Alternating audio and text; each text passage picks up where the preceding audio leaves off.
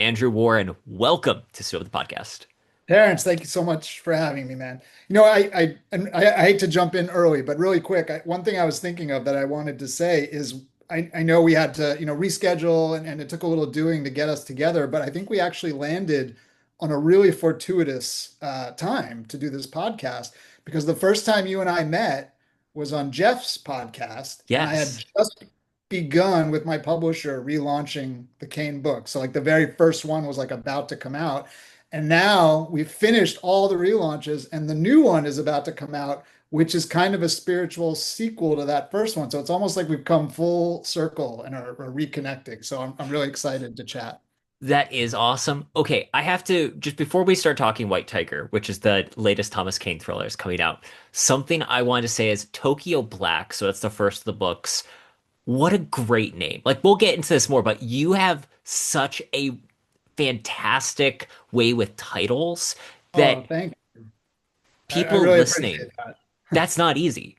Like, genuinely. So hats off to you. Thank you. The funny thing about that title, and we told this story on Just Podcast, but we can go into it again. But of all the titles, I think that was the one that the least thought went into because it just kind of like came to me when the book came to me. I was like, the book's going to be set in Japan. This is the basic plot, and it's called Tokyo Black. And I didn't even know what Tokyo Black meant at that time. I was just like, that's the title I want. And I kind of had to, find ways to make the plot relate to that. But luckily it all worked out. So, Hey, vibes are the thing. And I also have to compliment you've got a Tokyo Black mug, which as someone oh, who yeah. gotta have the merch mugs, I set up a new like storefront and I'm like, I don't need shirts. I just need like eight different variations of the Sup logo on a mug. Everyone loves coffee, right? So you can't Yeah. go wrong with a mug. So, Andrew, tell us just a brief biographical sketch for the audience. Who are you? How did you get into writing? man, how did I get into writing? I've been writing my whole life. I was always a massive reader when I was a child. I started out with like the Hardy Boys mysteries, Classics. and I've got some right there. oh, they're great. Oh, I see the blue spines. I love those covers. And I never look back. I mean, I was just a huge reader. Like I was one of those kids that would have the flashlight under the covers. And my dad, my parents' bedroom was like down the hall from mine, and he was a super light sleeper. Like he had really bad insomnia. And so even the tiny trace of light like coming under my door, he claimed would keep him awake. So he would like yell at me at 2 in the morning, like, stop reading. Um, so I always wanted to write. And of course, as a kid, I would start books and novels and things. But when you're an 8-year-old or 12-year-old, you're probably not going to finish a novel. And if you do, it's probably not going to be worth reading. So I would start and get bored and leave off. And I'd say the thing that really, one of the many things that really influenced my writing and kind of got me on that path were kind of an odd influence, but the Conan short stories of Robert E. Yes. Howard, Conan the Barbarian. I was a huge fan of Conan. I read the comic books, and so I hmm started reading the stories.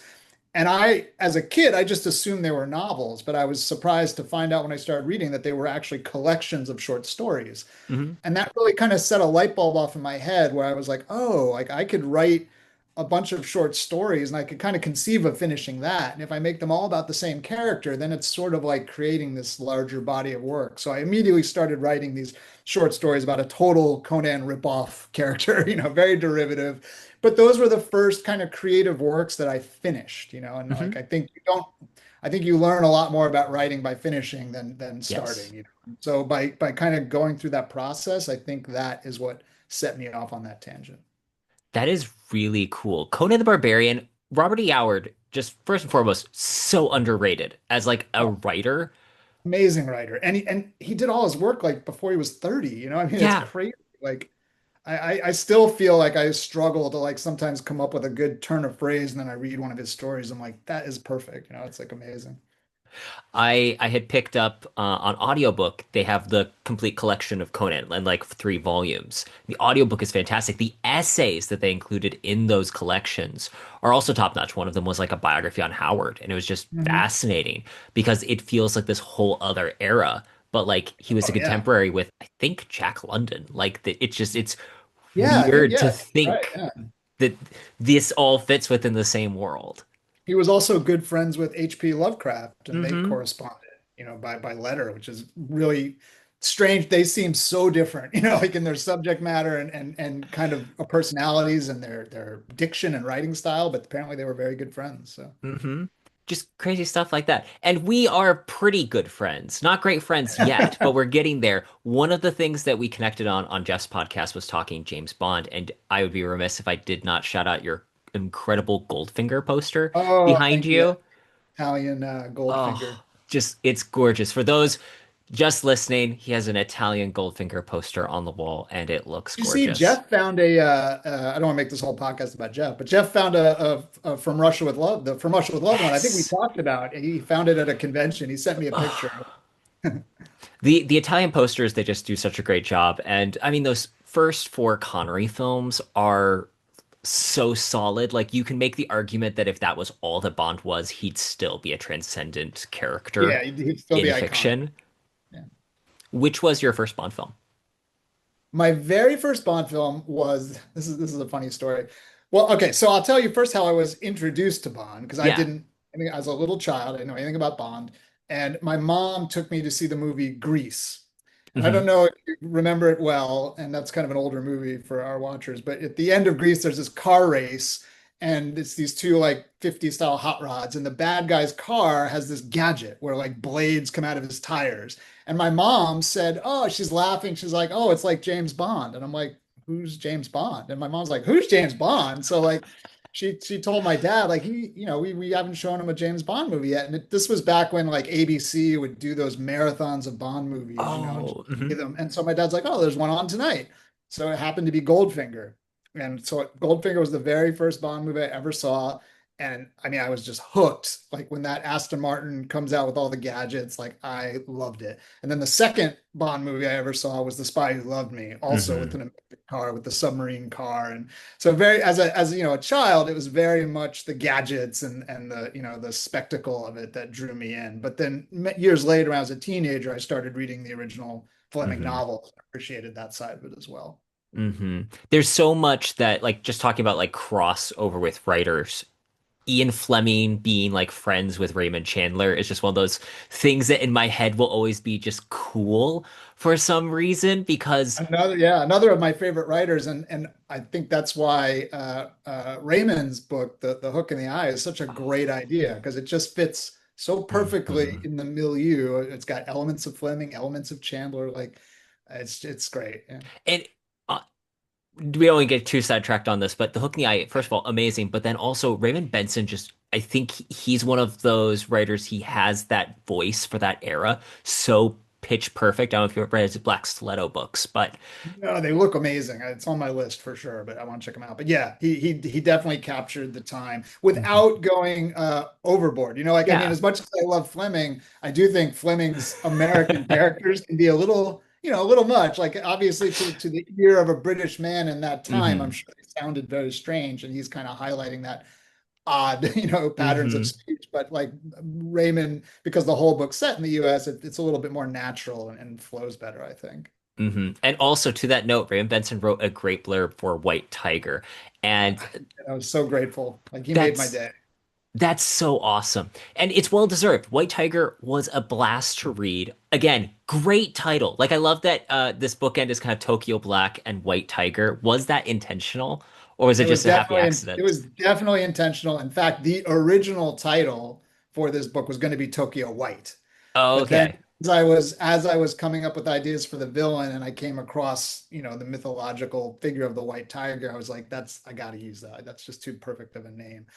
Because also like this is one of those weird writer quirks, Caine for me, a lot of people ask me like, do I picture like what actor do I picture playing Yeah. Caine? Truth is, I never really picture anyone that clearly because when I visualize Caine, he's always like in the shadows, but the only Yes. detail that I see of him are his green eyes. Yes. And in my head, just one of those weird things, like I associate Caine with a tiger, like Hmm. like a tiger's green eyes. And like when I do mood boards for books, there'll always be a picture of a tiger, somewhere on it. So when I was coming up with White Tiger, I was like, what if we put, Caine against another kind of tiger, and that kind of symbolism there. For me, it worked a lot. And so I was like, I got to go with White Tiger. Like, so that was the title, but it's still definitely a reference to Tokyo Black. It works beautifully. I love the way that the title works with the theme works with the characters and the story. It felt both 100% that as of the moment topical because of some of the elements that you're working with the K-pox as the name of like the potential disease out there was so good. And it reading it where it has these things with like modern influencers, it feels so of the moment, but also in a timeless way where I think this book is going to age well in addition to be received really well now. Yeah, I thank you for saying that. I really hope so because I was very reticent, to work in those plots, but I just felt like that was the story I wanted to tell, Hmm. and I just come off of a marketing call with my reps at the publisher, and like we were talking about how like yeah, like the books aren't super political and like anyone can enjoy them, and I still think that's true, but there are Yes. more political elements in White Tiger than in the other books in the series. But I try really hard to make those elements more universal. It's Hmm. not about what side you're on or who you vote for. It's more just sort of universal values like truth and Hmm. justice and corruption that I think anyone, no matter what their political background, could relate to. So No, you do a great job that. Like I love that there's this element of where you make a comment about it's not frequent that people higher up in the food chain of intelligence get to stick around when there's a regime change. And yeah, you come from working in the film and television industry. That's the same way there is the thing that it's I found true. interesting as I'm reading this because I'm like, oh, I've read just like stuff about Hollywood. This happens in Oh, all absolutely. levels of business. When a new someone takes over a studio, like any project that was like just on the cusp of going is dead. It's like you have to already be in production or else they're cutting it because if it fails, they don't want to take the blame for it. And if it succeeds, they don't want someone else getting the credit for it, so they just scrap it and start fresh. But also I felt like being the country being in the middle of a new administration, like it was just something that hadn't occurred to me before. You Hmm. read like the James Bond series, and there's a consistency of characters, or a lot Hmm. of spy series. Like Hmm. the head of the CIA is always the head of the CIA, but that isn't really how it works, right? No. Like really, like those positions change all the time based on who's coming into office. So I just wanted to at least, even if I didn't change the characters, I wanted to draw attention to that. And also by doing that, it set up some ideas now that I have for later books. So I kind of was glad I went down that path. Hmm. So I'm curious, with the trajectory at this point, you're how many books in, Thomas Caine?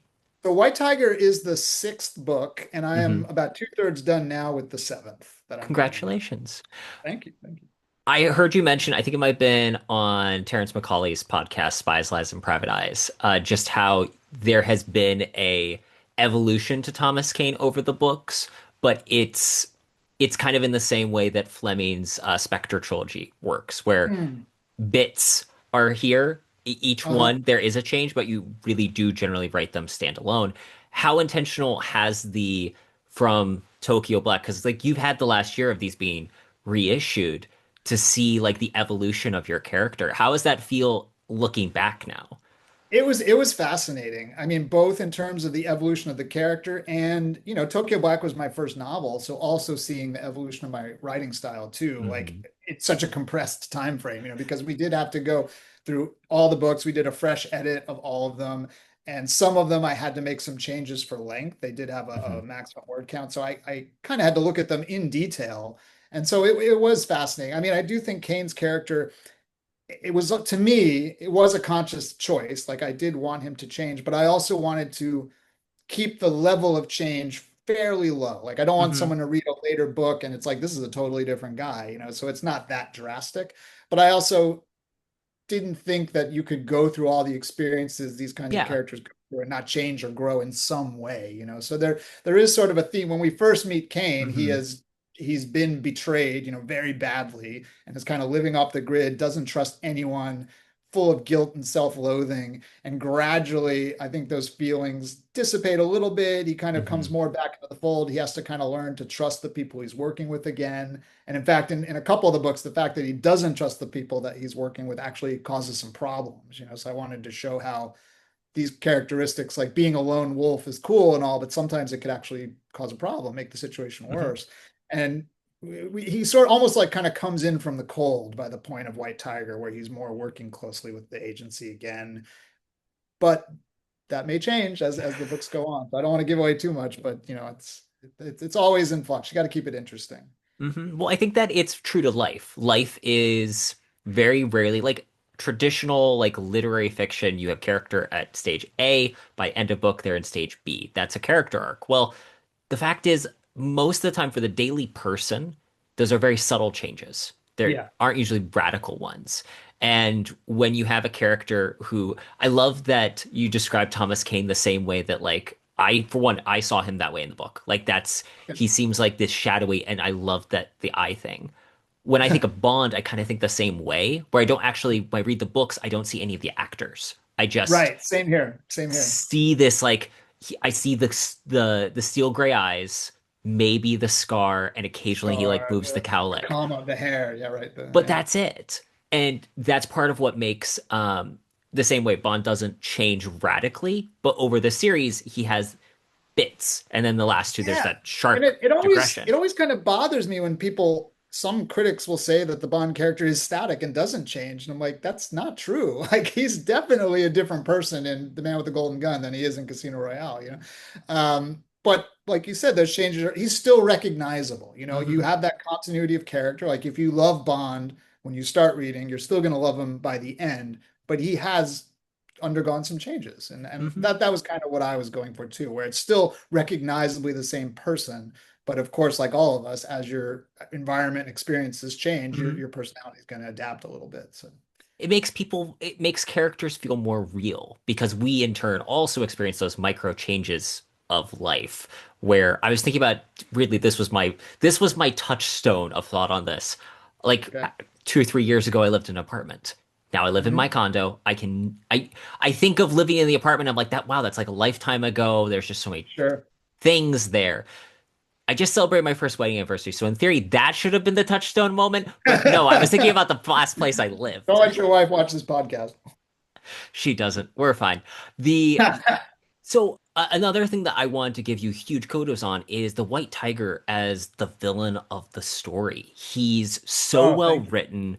He's got a great backstory that doesn't like overshadow the book, but he does that thing where he likes it's a Japanese variation on chess. What was it called Oh, again? Shogi? shogi. Yeah, shogi Shogi. or shogi. Yeah, shogi. I probably should know how to pronounce that, but I'm blanking. But yes, that's the game. Yeah, that he plays. Yeah, that element. That's one of those funny things. So like a lot of people ask me if I outline what my writing process is, and to be honest, my writing process has changed from being a Hmm. very detailed outliner to now being a much looser outliner, Hmm. and that's one of those details that I had not thought of at all, like when I was starting the character. But as I wrote him, I just wanted, a lot of, I feel like a lot of villains, they tend to fall into either a physical challenge for the hero Hmm. or an intellectual challenge for the hero. Yes. And I wanted this book to be, this villain, I wanted to be special. I wanted him to be Uh-huh. a kind of unique threat to Kane. And I said, what if he's both a physical and intellectual challenge? And it just instantly, as soon as I said that, for whatever reason, this is one of those weird, you can't really say where your ideas come from, but I got this idea in my head of him, beating up this guy, but his mind is so like vast and complex that as he's like fighting, he can actually be playing this very intricate, complex chess-like game also at the same time. And I was like, I just pictured the scene with, this computer calling out these numbers and you don't really know what's going on. But then at the end, you see the game board and you realize, oh my God, he's been playing this game this whole time while he's like defending himself and fighting this guy in this warehouse. So I don't know, that all kind of came in this flash of inspiration and that really informed his character moving forward, and so that got me thinking, okay, well, how did he learn this game and what's the importance of it to him? And that brought in his father and all that backstory just came from that flash of inspiration. So Again, fantastically well written. I thoroughly enjoyed it. Just if you don't mind giving us like the little mini pitch, plot of White Tiger, what can people look forward to in it?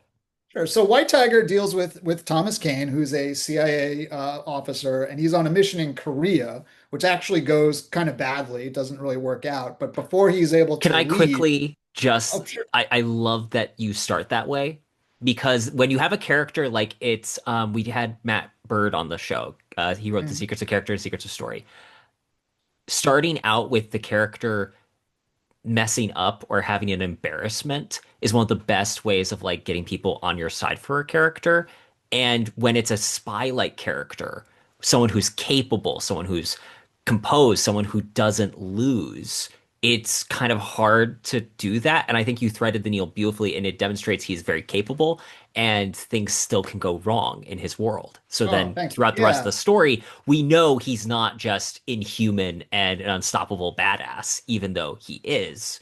Life still happens. Right, but you have to be able to suspend your disbelief and think maybe he could fail, you know? And also I felt like, for me, I feel like a lot of spy stories also again tend to fall into multiple camps. There's where the character is just an anonymous agent that gets sent out to deal with things that he doesn't really have any personal connection to, or there's more personal stories where there's something between the hero and the villain. And I tend to lean towards those personal stories. Like they're more fun to write. I mean, yes, I do think they're less realistic, but that's just what gets my creative juices flowing. So I Mhm. kind of wanted to give Kane a reason why, like when he finds out like the connection between these events, he's personally invested, in what's going on beyond the reasons that get him involved in the first place. But I'm so sorry I anyway, interrupted the pitch. Sorry. no, no worries, no worries. It's not an elevator pitch kind of book, you know. That mission happens, but before he's able to return back to the U.S., he gets this kind of cryptic message from a Mhm. character that we've met in Tokyo Black, and Kane knows enough about Japanese culture and enough of this person to know that even though it's not spelled out, this guy's in Mhm. trouble and needs help. So he kind of diverts from returning to the U.S. and returns to Japan to see what's happened, gets wrapped up in this Yakuza plot that eventually kind of he is surprised to discover ties back to the events of Korea. And so it winds up being a bigger conspiracy that he's like plopped in the middle of. But for him, his objectives are very personal. He's trying to help his friend, Mhm. and a part of him wants, vengeance for the operatives that were killed in the beginning. So. Hmm. Fantastic summary. It is a great book. Anyone listening, get a copy of White Tiger because it's a genuinely great spy thriller and it's a fun read. And you write really good action scenes. And to gadgets, there's a moment where he has to like climb up the side of a ship and Hmm. he has a gadget to do that. I was like, oh, that's really cool. Like, does that exist in real life? It does exist in real life. You would not in real life use it in that situation. And I tried to say, like, this is really not ideal, in the scene, and he has a hard time with it. But yes, that they do use those kind of, repelling guns with the chain ladder kind of thing. That's how you would board a ship. But to do that in those circumstances that he's in would be really difficult. But it worked for the scene. So. Hmm. How much time do you usually put into trying to find gadgets or unique pieces of technology to work into a story? It all depends on the story. So, like Hmm. for instance, for White Tiger, not particularly long. I have my sources, and one of my readers is a former naval officer, and so I was like, Hmm. hey, like I'm thinking about doing this scene on a ship. Like, how would you go about boarding it? And he's like, well, the real way to do it is you drop from a helicopter. I'm like, well, that's not how. And he's like, okay, well then, so we hashed out some ideas. But for other stories where the technology, like so, for instance, in Red Phoenix, which is the Hmm. second book of the series, there's this computer virus that the NSA is after, and so I did a little bit of research on that. But for me, a lot of the research comes after. A lot of Hmm. times I'll come up with an idea for something, and I'll just keep it vague in the story, and then when I do my revision pass, Hmm. I'll research specifics and fill them in as appropriate. There's another writer I know. Uh, oh man, I'm blanking on his name too. I'll have to look it up later. But he writes a series of very realistic spy thrillers, and he used to Hmm. work in the government. And he said that like whenever an author comes to him and says, "Hey, would this be possible?" His answer is always like, "I swear, trust me. If you can think of it, it's happened." He's like, "It may be classified. You may not be able to track it down." He's like, "But I guarantee you, if you've had the thought, like it has happened somewhere." So I try to keep that in the back of my mind. That's really cool. Well, and again, to your credit, I think that your books have threaded that needle of it pushes the suspension it doesn't ever breaks my belief with reality.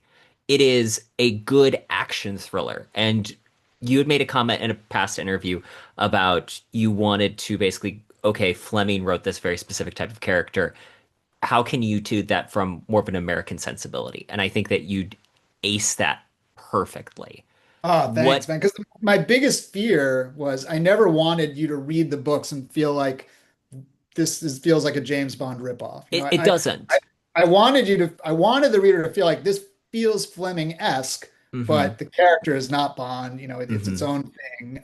But in terms of the writing style, it has a little bit of that sweep, which was what I was going for. So I feel like there are those moments where, because I read so much or so specifically certain authors, when I read some people's books, I'm like, oh, I can see like the influence of Raymond Chandler there, or I can see this, or I can see that, because I'm a massive nerd when it comes to literary technique. But genuinely, again, solid storytelling. Where did Thomas Caine kind of evolve from as a hero? Like, how did he spring to life?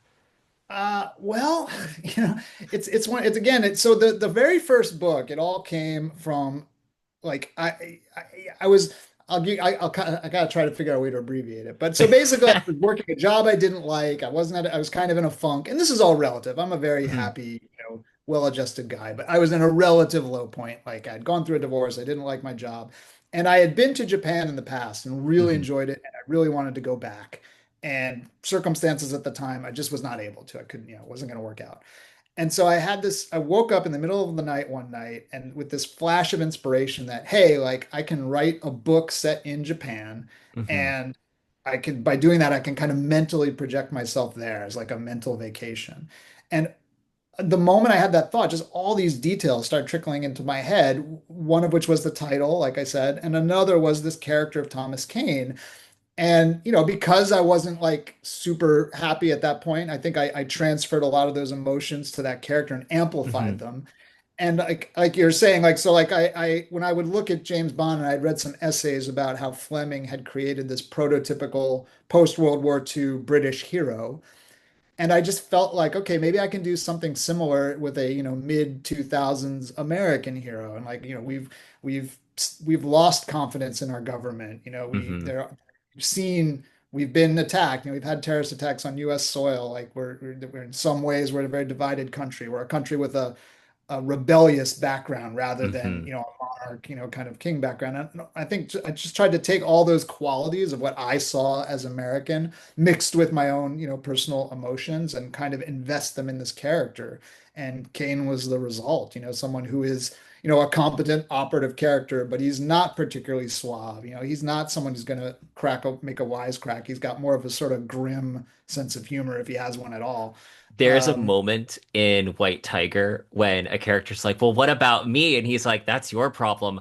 I literally I stopped reading and went, this is a delicious line and exchange. I'm just gonna savor that. That's so good. Oh, thanks, man. Yeah, it's always a fine line. Like if Kane does make a wisecrack, I just try to make, it's not like a double entendre or, he does have a very specific sense of humor and that's the kind of thing I thought he would say. So It's brilliant. And I'm bringing this up now because I just noticed them, so forgive me, my ADHD has done it. You have a Godzilla and Mechagodzilla scene in the corner, and you obviously Tokyo Black and White Tiger deal with Japan. Are you a Godzilla fan? And massive Godzilla fan, massive Godzilla fan. In fact, I mean, I knew about Godzilla before James Bond. I mean, I was, as a little kid, like a lot of little kids, I was a dinosaur freak. And so mhm. then I see this movie with this giant dinosaur that breathes fire. I mean, I was like, sign me up, So I've been a huge Godzilla fan. One of my favorite, I've never worked this into a book. Maybe I'll do it in a future book. But in Shinjuku, there's a hotel with this giant Godzilla head atop of it, and it's there's a Toho movie theater like in the same building. So there's this giant Oh. Godzilla at the top of it. I've gone there multiple times because when it first opened, you could go up and like the head like would do a little show where the mouth opens and fire comes out. It hasn't done that in years apparently, and you're not allowed up there anymore. I think they had a safety issue. But every time I go to Tokyo, I go to that building and I check to see, can we get up now? Can I see it? And I've done it like 3 times now, and they're always like, "Oh no, I'm sorry, it's closed." But you can still see it from the ground. I've got some pictures of it. So yeah, no, huge Godzilla fan. Okay, so is there a possibility, because I know that you also write science fiction, is there a Under a pen name. possibility of seeing some kind of monster show up? Absolutely, yeah, of course. I haven't had any ideas for that, but that is always in the back of my head. Like, how can maybe a kaiju novel? Like, what's a new take on that hasn't been done? That would be a lot of fun. Hmm. Tell me a little bit about your science fiction if you don't mind. Sure. So the science fiction books, like we mentioned, Conan was a big influence of mine. And this actually came from a conversation I had with another author, also a spy thriller author, one I've collaborated with. So I have a kind of a sub-series of Kane books called the Hmm. Rapid Fire series, which are Hmm. shorter books that all take place in the past before Kane was betrayed. So Oh, they're kind cool. of more your standard, like CIA agent gets sent off on a mission kind of Hmm. stories, which a lot of people like. And he and I collaborate with different authors on them. And he and I had collaborated on a few of them. And he also liked science fiction, and he was saying, "Oh, maybe we could do a sci-fi book one day." And at the time, I was rereading all the Conan stories, and I said, "Yeah, or we could do fantasy." And he's like, "Ah, I don't really like fantasy." And I was like, "Well, maybe a cross. Maybe we could do Conan in space." And he just laughed it off. But as soon as I said the words, I was like, "Oh my God, I want to do Conan in space." So I started like researching Star Wars and the way Star Wars applied the Joseph Campbell Hmm. monomyth. And although the Conan movie, which I love, is very different from Hmm. the books, I started noticing all these similarities between Star Wars and Hmm. the Conan movie. Like they both start out with an opening text, and the hero finds the father's sword, and all these like touch points. The hero has a mentor that comes back from the dead. Like with Conan, it's not a mentor, it's a lover, but who comes back from the dead, like and saves them when they need help.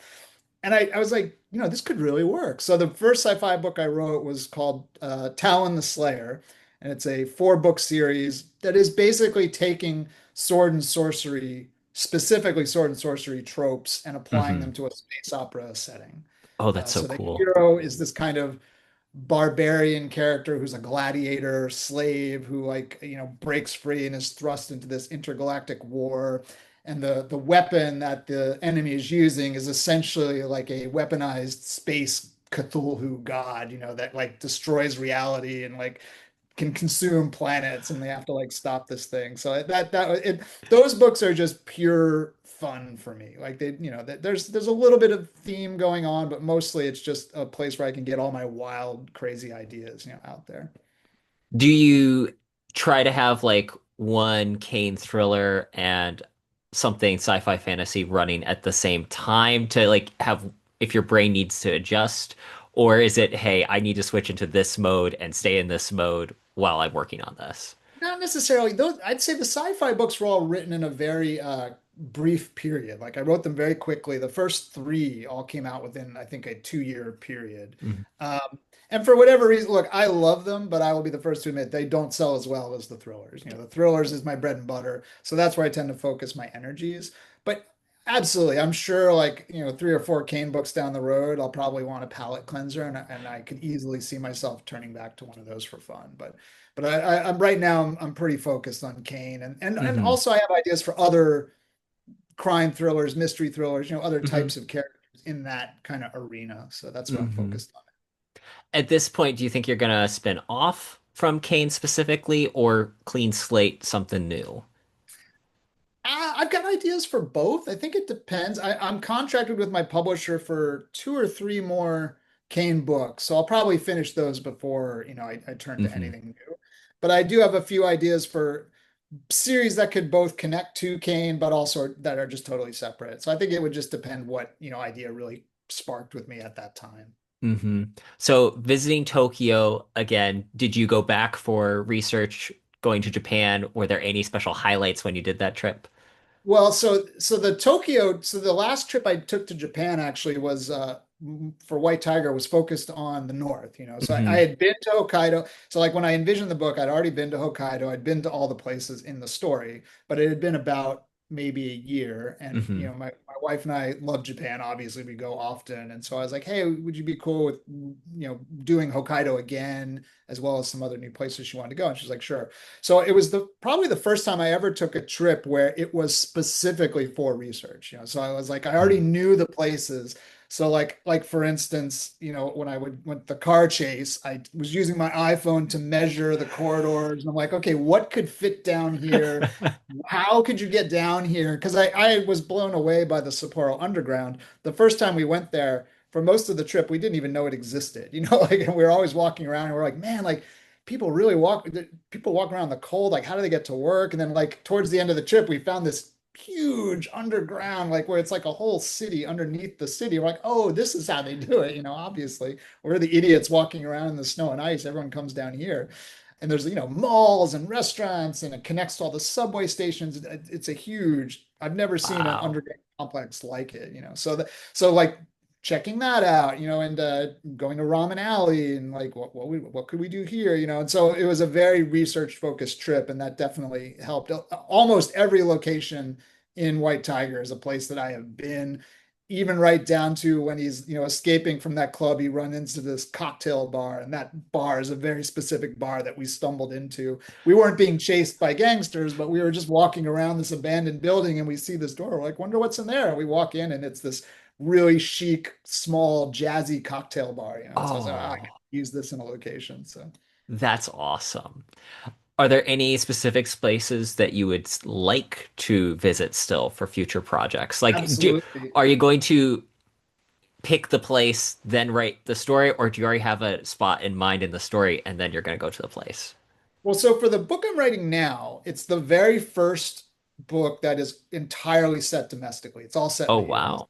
And it's kind of a different um actually, like we were saying, that the Caine books, they kind of run a gamut, and I try to alternate. Some of them are Hmm. a little bit more gritty, down to earth, and then some of them Hmm. are kind of big and bombastic, bordering on like an Eon Bond film. White Tiger is one of those bigger, more bombastic ones. This story Hmm. is more scaled down. It's all set in the US. It deals with Caine taking on a white supremacist group, and it's a Oh, that little would be cool. prettier. It's got some First Blood vibes, I would say, is kind of Hmm. the feeling that I'm going for. It's like Hmm. from urban sprawl to like a small mountain town, kind of those kinds of locations. But then the next book, I really want to do a book set in Taiwan. Ooh, And uh-huh. so and we're starting to plan a trip there. And I'm sure that will inform the story. But I've done both. Like sometimes I have a location in mind.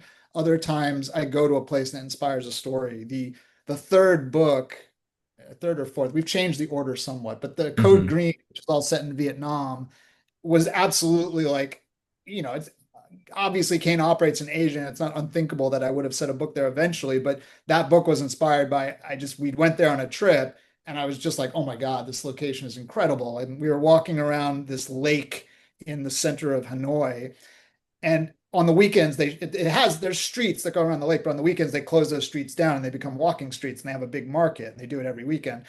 And as we were walking, I kept hearing this noise, this clack, clack, clack, clack, clack, clack. And it was very rhythmic. And I'm like, what is that? And like you could hear it everywhere. And so finally, as we got around the lake, we saw it was these kids playing this game. It's almost like hopscotch. And the older kids line up and they have these rows of sticks, and they bang the sticks on the ground. And then the kids try to jump between the sticks, and they like shift them Oh. around. And so that was the sound that we were hearing. And it was almost like a soundtrack. And I'm like, man, I could see the scene where Caine is following someone, but then he realizes he's being followed. And the soundtrack is just this clacking of these sticks, like this rhythm Hmm. as he's trying to keep up with his target, but he's also trying to lose the guy following him. And the whole book just built from that. Like I didn't have a story in mind, but that scene, I was like, that's got to be a scene in a book. And then the story kind of grew around it. So, That's so cool. I was so ahead of doing interviews like this, I tried to just do, hey, what else has past interviews? I tried doing the Sean Evans things from Hot Ones, where you do your research before interviewing the guy.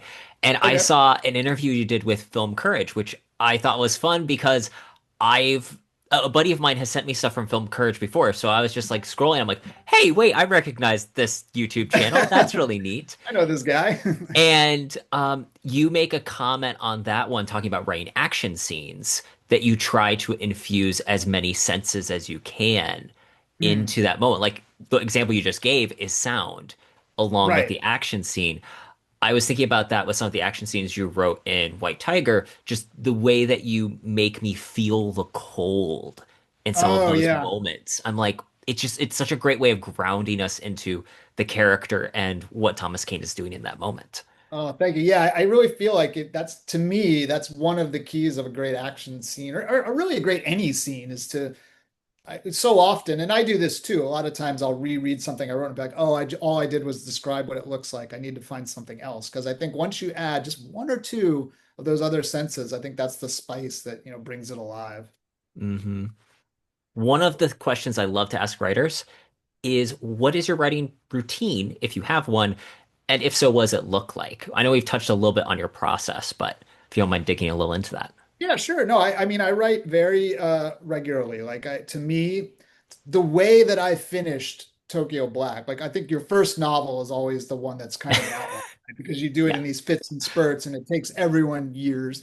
And that was no different for me. But the way I actually finished it was I was a freelance post supervisor in entertainment, and I was in a very unique situation where I had one job ending and another job beginning a couple months down the road, which was, not quite enough time to go looking for another gig, but I had money and I knew more money would be coming in. And I was like, okay, I'm going to use this time to finish the book. And I'm going to just keep the hours I'm keeping now, but I'm going to pretend that the book is my job. And so I Hmm. would get up, I'd eat breakfast, I'd be at my computer at 9, I would write.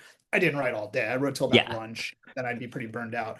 But I did it every day. I took weekends off. And so more or less, that's still what I do. Like once I'm ready to start, I look at it as a job. I don't stop.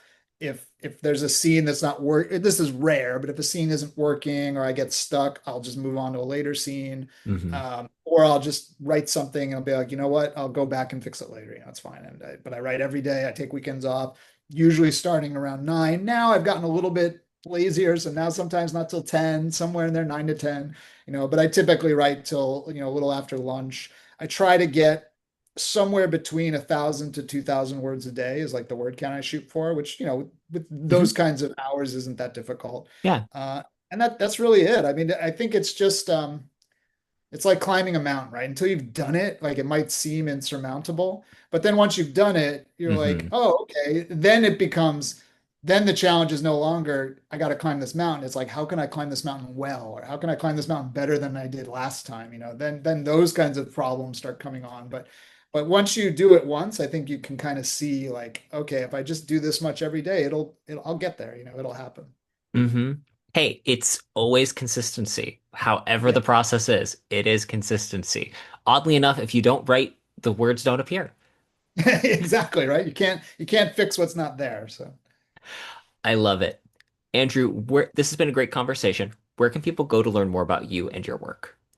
you can go to my website, andrewwarrenbooks.com, or check me out on Facebook at Andrew Warren Books. And I will link everything in the show notes along with White Tiger. Super excited for this. It's really fun. I'm looking forward to catching up on the rest of the Thomas Caine books too. I've Oh, sweet, had man. Tokyo Black in audiobook form that I need to finish, but Oh, it right was really on. fun starting it and then reading White Tiger, seeing, oh, this is really cool because I'm getting that first taste of his first Right. book, and now this is the latest. And It's it's funny you really say neat. that because I never read series in order. Like when I was young, Hmm. I would just, whatever book looked most interesting to me, I'd start there. And like you say, I always liked that feeling of reading an earlier book and be like, Hmm. oh, this is what they were talking about here, and kind of putting it together in my head. So I'm glad you had that experience. Actually, and this is something else to shout out to the audience. You don't have to read these books in order. I think that there's definitely value to have from that, but you can pick them up literally wherever. And White Tiger is, I think, ideal to get a great flavor for Thomas Caine. Oh, thank you. Awesome. Andrew, thanks again for coming on the show. Thank you so much, man. Hope to do it again. Absolutely.